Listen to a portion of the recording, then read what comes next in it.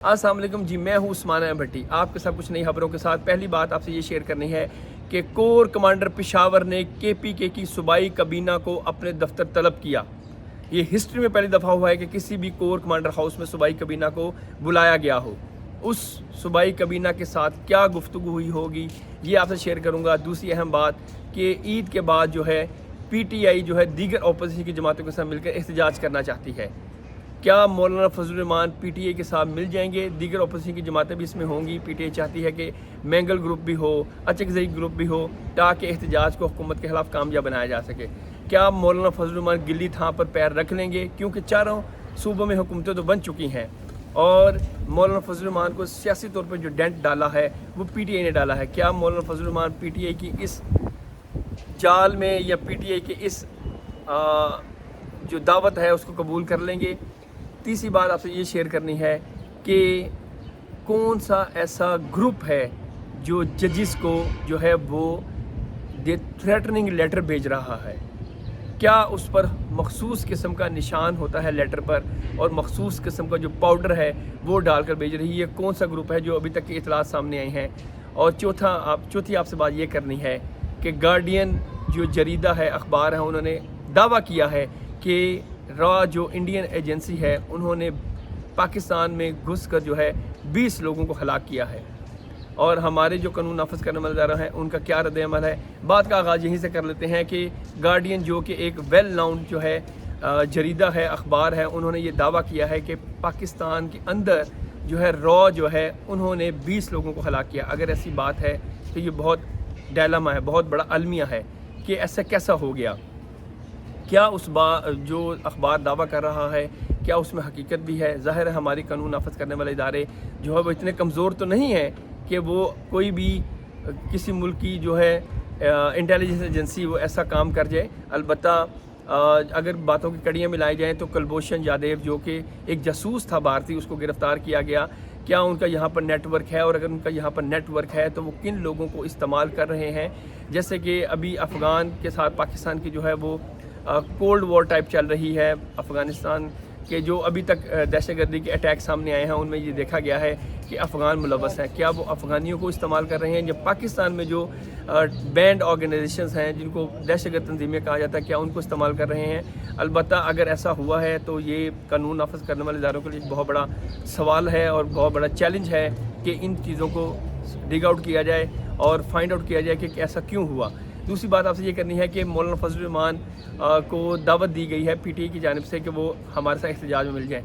क्या मौलाना फजल रहमान PTI की इस दावत को कबूल करेंगे? क्योंकि मौलाना फजल रहमान को सियासी तौर पर PTI ने बहुत डेंट डाला। मौलाना फजल रहमान जो इस वक्त इक़्तिदार में नहीं आ सके, ज़ाहिर है मौलाना फजल रहमान का ज़्यादा जो स्ट्रॉन्ग होल्ड था वो KPK था और मौलाना फजल रहमान जो PTI अपना इक़्तिदार का हसूल किया 2018 से लेके अभी तक जो है PTI के वहाँ पर हुकूमत है और PTI मौलाना फजल रहमान को चाहती है कि वो साथ मिल जाए, क्योंकि मौलाना फजल रहमान के पास एक स्ट्रीट पावर है, मैन पावर है। मौलाना फजल रहमान मदरसा से लोग ला सकते हैं और वो एहतजाज में एक खूबसूरती आ सकती है हुकूमत के ख़िलाफ़ कि इतनी ज़्यादा स्ट्रेंथ हो गई है। तो अब देखें कि मौलाना फजल रहमान और इसके अलावा अचकजई ग्रुप को, इसके अलावा अख्तर मैंगल ग्रुप को भी दावत दी जा रही है कि वो PTI के साथ एहतजाज में मिल जाएँ, क्योंकि PTI को पता है कि अकेले तो एहतजाज की कामयाबी नहीं हो सकेगी। और इस वक्त जो PTI की कामयाबी रही एहतजाज की वो ये था कि PTI के साथ उस वक्त इस्टेब्लिशमेंट ने बहुत साथ दिया जो हुकूमत को वो गिराने में नाकाम हो गए, कामयाब हो गए। PTI वालों के साथ उस वक्त की इस्टेब्लिशमेंट थी। आप देखें 2016 का जो धरना कामयाब हुआ तो उस वक्त ये बात खुलेआम है कि इस्टेब्लिशमेंट ने बहुत साथ दिया। इस वक्त तो इस्टेब्लिशमेंट PTI के साथ नहीं है। इस्टेब्लिशमेंट तो चाहती है कि जो मुल्क में हुकूमत बन चुकी है वो कामयाब हो जाए, मईशत बेहतर हो जाए, मुल्क में सरमायादारी आए और इस तरह मुल्क का जो सिस्टम है वो चल सके। अब देखें कि मौलाना फजल रहमान गिल्ली थां पर पैर रखते हैं कि नहीं रखते हैं, क्योंकि मौलाना फजल रहमान को पता है कि अगर एहतजाज कामयाब हो गया तो उनको क्या हासिल होगा।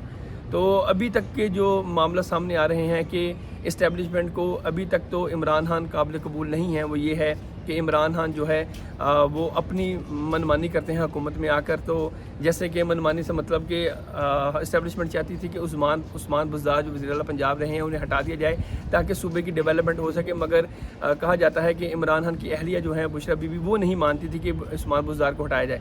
तो इस्टेब्लिशमेंट ने ये देखना है कि मुल्क को भी चलाना है।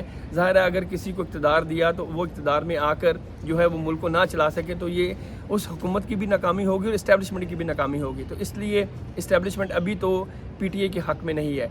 और चौथी अहम बात आपसे मैंने ये करनी थी कि जो कोर कमांडर पेशावर हाउस में बहुत अहम इजलास हुआ जिसमें केपीके की सूबाई कबीना भी शरीक हुई, और ये हिस्ट्री में पहले कभी नहीं हुआ कि किसी भी कोर कमांडर ने अपने ऑफिस में तलब किया हो। तो इस वक्त पीटीआई का जो स्ट्रॉन्ग होल्ड है वो केपीके में है, और ज़ाहिर है इस्टेब्लिशमेंट की तरफ से खुले आम मैसेज गया होगा, भाई एहतजाज की तरफ ना जाना, एहतजाज की तरफ जाओगे तो मुश्किल ज़्यादा पैदा होंगी।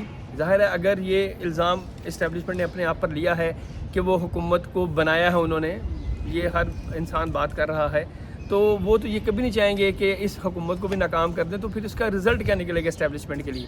तो जो हमारे ज़राए हैं उसके मुताबिक ये है कि भाई बाज रहना, पुट्ठा सीधा काम ना करना, हुकूमत का सिलसिला चलने दें। जो अगर हुकूमत नहीं डिलीवर करती तो ऑटोमेटिकली लोग उन्हें जो है वो वोट नहीं देंगे या उन्हें जो है अपनी गुड बुक से निकाल देंगे। तो ये वाला मैसेज दिया गया है।